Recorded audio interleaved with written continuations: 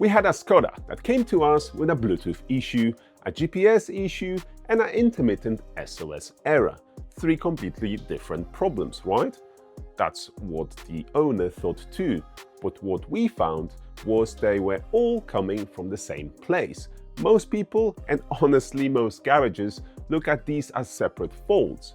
Bluetooth issue must be the microphone.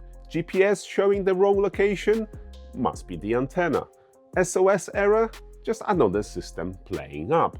So now you're looking at multiple repairs, multiple parts, and very quickly a bill that starts climbing into the thousands. But what if none of those are actually the real problem? What if all of these symptoms are coming from this single system? In this video, I'll show you how one faulty SOS system can interfere with Bluetooth and the GPS, and how to recognize when these issues are actually linked instead of separate faults, and why so many garages misdiagnose these problems, costing you thousands unnecessarily. Now, before we get into the actual fault, there's something most people don't realize. When people see an SOS system in the car, they think it's just there for emergencies, something hopefully you're never going to use. But in modern Volkswagen Group cars, that system is doing a lot more behind the scenes than people realize. It's not just sitting there waiting for an emergency, it's actually part of the same communication backbone that your Bluetooth and GPS rely on. And when that system starts to fail, it doesn't just affect emergency calls, it can start taking other systems down with it. And once you understand that, everything else in this video will start to make a lot more sense. So let's go back to that Skoda. It was a Karoq model that came to us, and the main complaint was the Bluetooth. Every time the driver made a call, the other person on the other side couldn't hear the driver properly. Instead, they were getting high-pitched noise. Now, on its own, you would say, okay, microphone issue, but at the same time, the sat-nav was showing completely random locations. Not slightly off, completely wrong, completely different place where their car actually was. So now you're thinking, right, GPS antenna problem, and then on top of that, there's an SOS error popping up on the dashboard, not permanently, just coming and going. Now, this is where most people and most garages go down the wrong path, because each of those symptoms points to a different system. But when we see this combination together, Bluetooth issues, GPS issues, and the SOS fault that creeps up, that's not a coincidence. That's a pattern, and from experience, we already know there's a high chance one system is affecting all the others. Now, here's what's actually happening behind the scenes. In VW Group vehicles, the SOS module, also called the OCU, the Online Connectivity Unit, isn't a standalone unit. It sits on the same communication network as your infotainment system, so your Bluetooth, your GPS, and your SOS system, they're all constantly talking to each other. Now, without getting too deep into the platform-specific differences, here's the important part. Across Volkswagen Group vehicles, these systems are still connected through the same network and communication structure, so even if they're not directly controlling each other, they can still influence how the whole system behaves. They're sharing data, signals, and in some cases, even hardware like antennas. Now imagine that one of those modules starts misbehaving.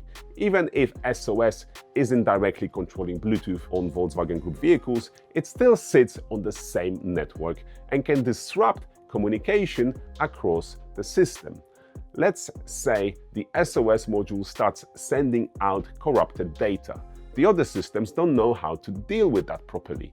So what do you get? You get distorted audio on Bluetooth calls, you get incorrect GPS positioning, you get communication errors across the system, and sometimes you don't even get a clear SOS warning. The system can still be faulty without telling you. And this is why these faults seem completely unrelated on the surface, because you're seeing the symptoms, not the root cause. Now, this is where things start to go wrong for most people. Because if you take those symptoms at face value, you're going to diagnose them as separate faults. Bluetooth issue, replace the microphone. GPS problem, replace the antenna. SOS fault, replace the control module. And before you know it, you've got multiple parts being quoted and a bill that starts getting out of hand.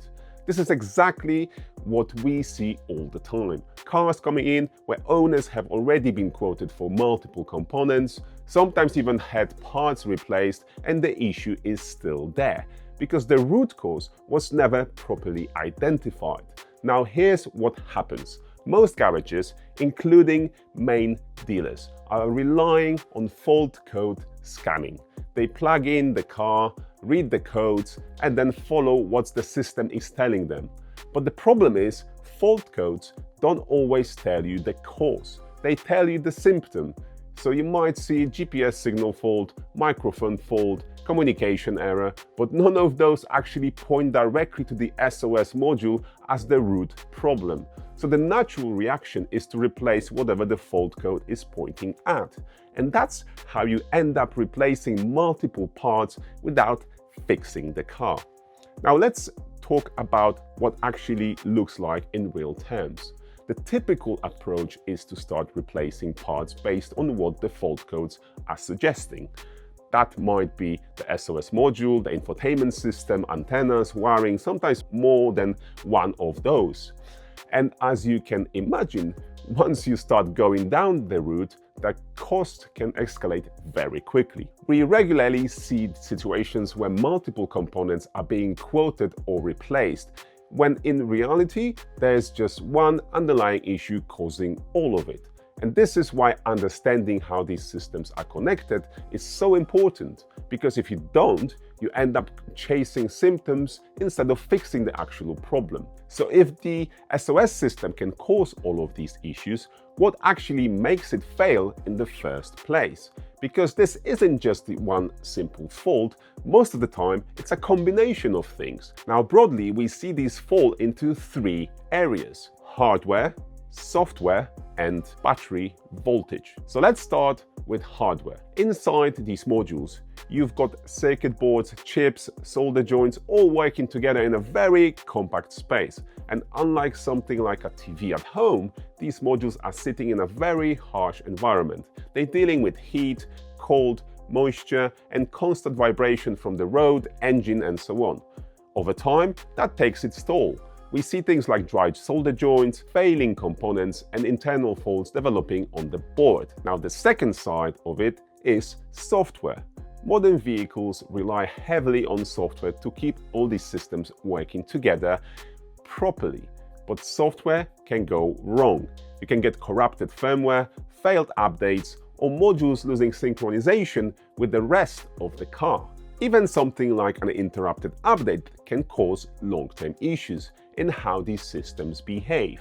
And then there's a big one that often gets overlooked: battery voltage. These systems are very sensitive to voltage stability. If the battery is weak, or the car has been jump-started, or there's been a voltage spike through the system, that can cause modules to crash, behave unpredictably, or even corrupt their own software.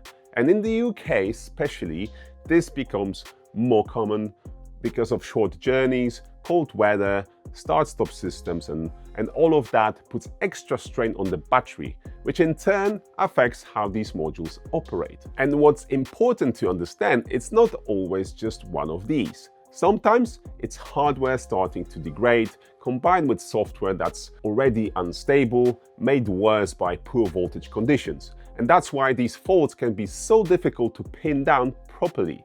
Now, this leads to another really important point. Even when parts get replaced, it doesn't always fix the problem. And that's frustrating for owners because at that point, you've already spent money and the issue is still there.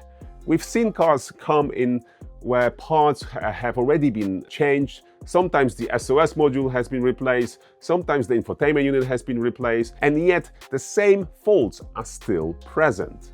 Why? Because of the root cause was never properly identified in the first place. Replacing parts based on fault codes is essentially guessing. And with modern vehicles, that guess can get expensive very quickly. Now, on top of that, these systems don't just work by plugging in a new part. They need to be coded, synchronized, and correctly integrated back into the vehicle. If that's not done properly, or if the underlying issue is still there, then the new part won't behave correctly either. So you end up in a situation where parts are being replaced, but the fault remains. This is where proper diagnostics becomes critical, because real diagnosis isn't just plugging in a scanner and reading fault codes. It's about understanding how these systems interact. It means looking at live data, checking how modules are communicating, testing signals integrity, and in some cases, going down to board level to inspect actual hardware. That's how you identify the true root cause. And the reality is, most garages aren't set up to go that deep. They're set up to diagnose at surface level and replace components. Whereas proper specialist diagnostics focuses on finding the exact fault, whether that's hardware, software, or a combination of both, and repairing it properly instead of just replacing parts and hoping for the best. So if you take one thing away from this, when multiple systems start failing at the same time in a modern car, it's very rarely a coincidence. What looks like as separate problems is often one system affecting everything else around it. And in a lot of Volkswagen Group vehicles, the SOS system sits right in the middle of that. Now, next question most people have is, why does the SOS system fail in the first place? Because as you've seen it's not always obvious, and it's not always just one simple cause. So in the next video, I'll break down exactly what triggers SOS errors, from software issues to voltage problems to the real-world conditions that cause these modules to fail over time. So if you want to understand what's really behind these faults and how to avoid them happening again, click right here and watch that video next.